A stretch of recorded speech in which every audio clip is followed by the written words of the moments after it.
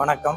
என்னுடைய பெயர் கே யோகானந்தன். இங்கு அருள்மிகு பிரசன்ன விநாயகர் திருக்கோயிலிலே அர்ச்சகராக பணிபுரிந்து வருகிறேன். இத்திருக்கோயிலானது கிட்டத்தட்ட 1937ஆம் ஆண்டுக்கு முன்னர் தொடங்கிய கோயிலாகும். இத்திருக்கோயில் தொடங்குவதற்கு முன்பாகவே கோயிலின் ஈசான்ய மூலையில் கிணறு வெட்டி அந்த கிணற்று மேடையில் காட்சி விநாயகர் என்ற விநாயகரை அமர்த்தி, அதன் பின்பாக பிரசன்ன விநாயகர் என்ற விநாயகரையும் அமர்த்தி நவகிரகங்களையும் வைத்து வழிபாடு செய்து வந்தனர். அதன் பிறகு 1976ஆம் ஆண்டு கஜபூஜை செல்வர் சுந்தரமகா சுவாமிகள் சிரவையாதீனம் குருமகா சன்னிதானம் அவர்களால் திருக்குட நன்னீராட்டு பெருவிழா நடைபெற்று வார வழிபாடு, தினசரி வழிபாடு, சங்கடகர சதுர்த்தி அனைத்து பூஜைகளும் நடைபெற்று கொண்டு வந்திருந்தன. அதன் பிறகு சுவாமியினுடைய கோயிலை புனரமைப்பு செய்வதற்காக தற்போது 11/4/2016ஆம் ஆண்டு, அந்த 16ஆம் ஆண்டிலே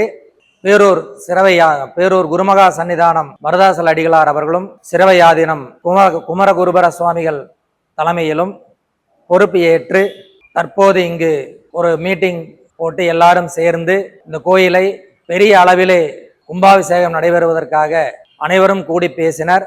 அப்பொழுது கோயிலுடைய அமைப்பு 11 அடிக்கு கீழாக இருந்தமையால் 11 அடி மேலே ஏற்றி அதற்கப்புறம் கோயிலை கட்டலான்னு சொல்லி முடிவு பண்ணி அந்த 2016ஆம் ஆண்டிலே முடிவு செய்து கோயிலை கட்டி முடித்தார்கள்.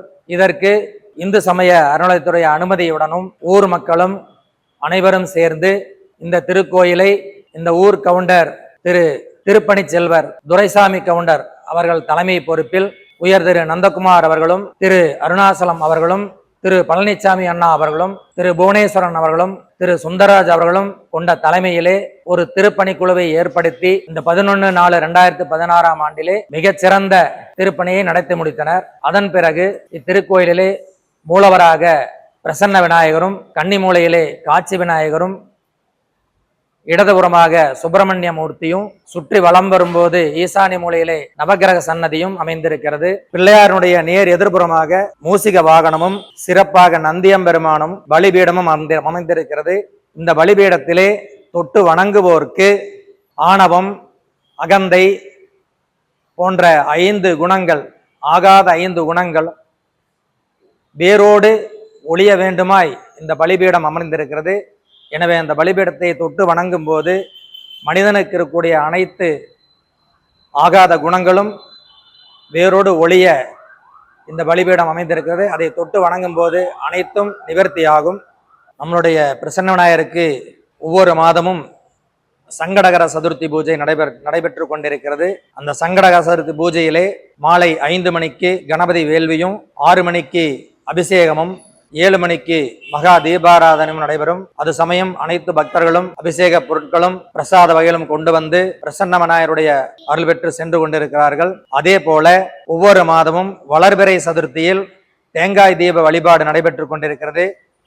இந்த வளர்பிறை சதுர்த்தியைத்தான் ஆவணி மாதம் வருகின்ற விநாயகர் சதுர்த்தி என்று அழைப்பார்கள். அந்த விநாயகர் சதுர்த்தி வேளையிலே நம்முடைய வேண்டுதல்களை வேண்டி தேங்காய் தீபம் ஏற்றி கோயிலை 21 முறை வலம் வந்து சுவாமியை வணங்கி சென்று விட்டால் நீங்கள் என்ன வேண்டுதல் செய்தீர்களோ, நீங்கள் எத்தனை மாதத்தில் அது முடிய வேண்டும் என்று சொன்னீர்களோ அந்த காரியம் கண்டிப்பாக நிறைவேறும். அதுபோக கிருத்திகை பூஜை சுப்பிரமணியருக்கு நடைபெற்று கொண்டிருக்கிறது. சுப்பிரமணியர் பூஜையானது மாலை 6 மணிக்கு அபிஷேகமும் 7 மணிக்கு தீபாராதனையும் நடைபெற்று கொண்டிருக்கிறது. அதே போல சஷ்டி பூஜை சுப்பிரமணியருக்கு நடைபெற்று கொண்டிருக்கிறது. வளர்பிறை சஷ்டி, தேய்பிறை சஷ்டி இரண்டுமே நடைபெற்று கொண்டிருக்கிறது. அது சமயம் அனைத்து பக்தர்களும் அவர்களால் இயன்றளவு பொருளை கொண்டு வந்து சுவாமிக்கு அளித்து சுவாமியினுடைய அருளை பெற்று சென்று கொண்டிருக்கிறார்கள். நம்முடைய பிரசன்ன விநாயகருக்கு சிறப்பு பூஜையானது ஆவணி மாதம் வருகின்ற விநாயகர் சதுர்த்தி மிக விமரிசையாக கொண்டாடப்படுகிறது. அனைத்து ஊர் பொதுமக்களும் சேர்ந்து, நிர்வாகிகளும் சேர்ந்து, அறநிலையத்துறை அமைப்பாளர்களும் சேர்ந்து விமரிசையாக கொண்டாடப்படுகிறது. அதே போல சுவாமியினுடைய கும்பாபிஷேகம் நடைபெற்ற நாளான 11/4/2016 நடைபெற்றது. அதை ஒவ்வொரு வருடமும் ஆண்டு விழாவாக வெகு விமரிசையாக அன்னதான ஏற்பாட்டுடன் நடைபெற்று கொண்டிருக்கிறது. மிக முக்கியமாக அன்னதானம் அனைத்தையும் பொறுப்பேற்று திரு நந்தகுமார் அவர்கள் அனைத்து செலவுகளையும் ஏற்று செய்து கொண்டிருக்கிறார்.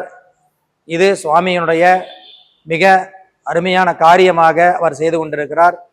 ஒவ்வொரு மாதமும் ஒவ்வொரு நாளும் ஒவ்வொரு வருடமும் வாராவாரம் ஒரு முறை வந்து சுவாமியை தரிசனம் செய்துவிட்டு போகும் பொழுது அவர் பார்த்து, சரி கோயிலை புனரமைப்பு செய்வதற்காக நம்ம இனிமேல் கும்பாபிஷேகம் பண்ணலான்னு சொல்லி ஏற்பாடு செய்து நடத்திய கும்பாபிஷேகம்தான் 2016 நடைபெற்றது.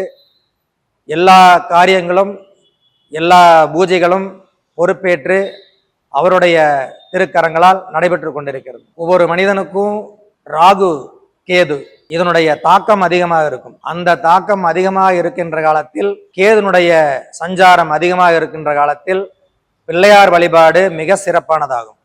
அப்ப அந்த பிள்ளையார் வழிபாடுங்கிறது மகா சங்கடகர சதுர்த்தி அல்லது திங்கட்கிழமை இது போன்ற நாட்களில் அவருக்கு அபிஷேகம் செய்து வழிபாடு செய்தோமேயானால் கேதுவனுடைய தாக்கம் மிக குறைந்து அவருடைய அருள் கிட்ட வாய்ப்புண்டு.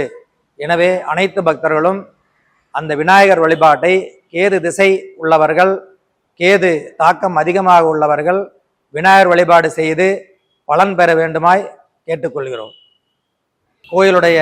கோயில் திறக்கும் நேரம் காலை 6 மணி முதல் மதியம் 12 மணி வரை இருக்கும்.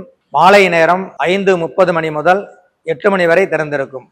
ஒவ்வொரு பூஜைக்கும் சங்கடகர சதுர்த்தி, கிருத்திகை, சஷ்டி அனைத்து பூஜைகளுக்கும் தினசரி வழிபாடு நடக்கின்ற போதும் அனைத்து பக்தர்களும் கலந்து கொண்டு சுவாமியினுடைய பிரசன்ன விநாயகருடைய அருள் பெற்று செல்லுமாறு அனைவரின் சார்பாக கேட்டுக்கொள்கிறோம். நன்றி, வணக்கம்.